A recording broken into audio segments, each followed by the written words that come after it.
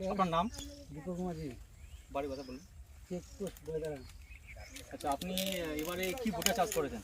সুলতান company, এরকম 5511। 55-11। হ্যাঁ, আচ্ছা, পাশের জমিতে কি আছে আরো? পাশের জমিতে আলু আছে, আরও অন্য কোম্পানির ভুট্টা আছে। কি অন্য ভ্যারাইটির নাম কি আছে বলতে পারবেন? কত মানুষের কোম্পানিতে কী করে বলবো সেই কী কোম্পানি লাগে। আচ্ছা, ঠিক আছে।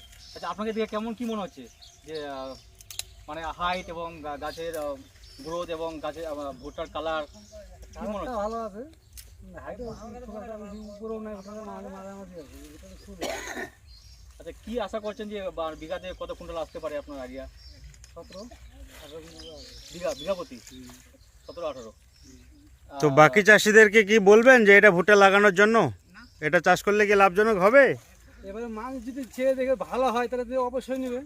আচ্ছা, না না, আপনার কি মনে হচ্ছে, আপনি কি বলবেন যদি মনে করেন কোনো চাষিকে বলতে হয় যে এই ভুট্টাটা লাগাবেন কিনা?